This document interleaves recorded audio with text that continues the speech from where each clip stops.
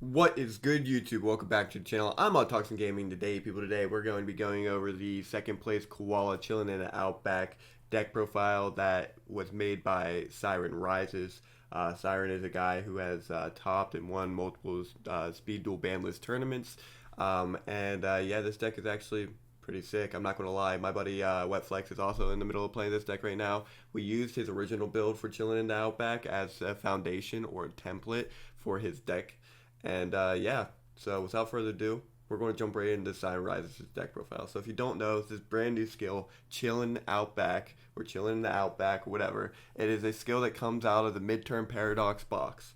It says once per turn, you can change one face-up Koala or Kangaroo monster's battle position. Koala and Kangaroo monsters you control can attack while in face-up defense position, and if they do, they apply the defense for damage calculation. This is incredible because your Kangaroo and Koala monsters in speed duels all have really high defense, like a decently high defense.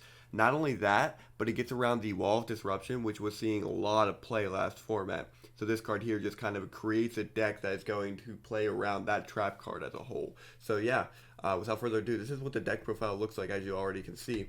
We're playing 3 Desk Kangaroo. This card has a very unique effect that says if a monster with lower attack than its defense battles with this card, you can destroy the attacking monster. Or if this card's attacked by something, yeah, you know what I meant.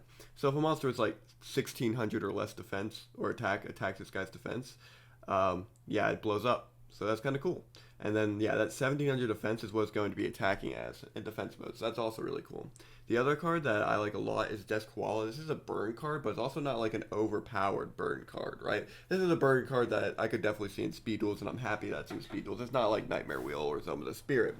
It just says flip, inflict 400 damage to your opponent for each card in their hand. So, not that big of a deal, right? We only have 4 cards in our hand to begin with, and by the time this card's set up and everything, your opponent might have 1 or 2.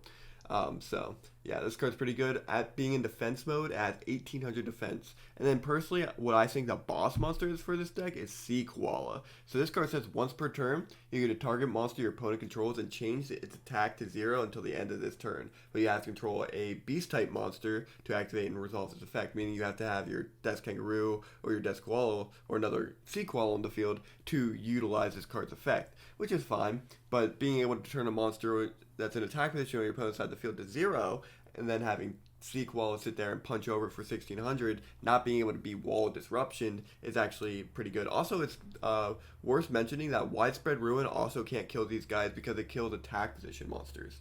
So, and I think this also targets? No, this just targets face-up monsters. Okay. But yes, this card's like really, really good in this format. Gentlemander is a card that he's playing in 3. Our list, mine and Wetflex's list, did not play Gentlemander. But I can understand why it's in here because you're protecting your Koala monsters by battle. And I think that's just really nice to have. And then you can also put them into a sort of lock with multiple Gentlemanders on the field. So that's also not like kind of cool to me. Book of Moon is played at 3. You're going to be seeing a lot of this as a 3-up for the Niagara banlist tournaments. The reason why I now say it in every video, it protects from Nightmare Wheels, it protects from Floodgate Trap Holes. It just is a very versatile card. It's a battle trap if you absolutely need it to be. And it's just really, really good in our current format of Speed Duel, and is going to be for a very long time, especially being at 3 on the Niagara Limited list. So that's the card we are seeing at 3 right now.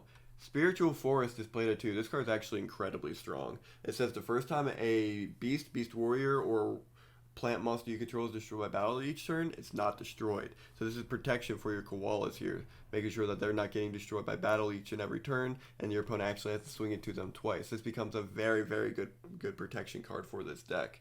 Nightmare World is also chilling here at 2, being the 2 of this deck from the Niagara ban list, being able to freeze monsters in their place, do burn damage, control the field a little bit. This card's incredibly powerful. And then Spike Shield Chain is played at 3. This again is probably another one of your boss cards in this deck. This deck plays so many unique cards, and that's what I like the most about it. So it says that you target a face-up monster on the field and equips this card to the target. It gains 500 attack, and if the equipped monster battles while in defense position, it gains defense equal to the attack during the damage calculation. So what this does is this makes your Sea Koala gain 1600 attack. Death Kangaroo gain 2,000 or 1,600 defense. Death Kangaroo gain 2,000 defense. Koala gains 600 defense, and then in some cases it can also make your Gentle Manter gain 1,700 defense. So it's like one of those like really powerful cards that really do come up in this deck in particular. It just makes this deck very viable. It's this card in particular right here. Like this card, Spiritual Forest and Sea Koala, they're your main three cards in this deck in my opinion. They're very strong cards. For the side, we're playing 3 Offerings to the Doomed. If you guys do not know this is my favorite card in Speed Duels at the moment. Waking the Dragon is played at 1. We have plenty of decent Waking targets in the current format. A lot of them are very cool. And then 2 Wild Tornado. The Waking targets that we have moved to, or Siren Rising uses, is Arcana Joker, which has been the main staple. Cyber End Dragon, Destiny End Dragoon, Ojama King, Ryu Senshi, and then Super Vehicroid Stealth Union makes its way to this because it's kind of like a better Thousand Eyes Restrict in the way that you target a face-up non-machine monster on the field and equip this card to it, and then this monster will gain attack equal to the equipped monster's attack at 3,600. That's incredible. Like, that's very good. But whenever it attacks, its original attack is halved, and if this card attacks a defense position monster, inflict piercing battle damage. So yeah, if you're trying to beat over defense position monsters, this card is definitely the one to go for. But yeah, this is the deck, and yeah, Simon Rise has been doing very good lately with his deck making, and been, playing this deck a lot. Usually he's on a type of burn strategy, so it does not surprise me to see the Nightmare Wheels are in here, but again, it is the Niagara format, and Speed Duels as a whole has a burn issue, so, but the Koalas is really what makes me go, yeah, this is a Siren deck.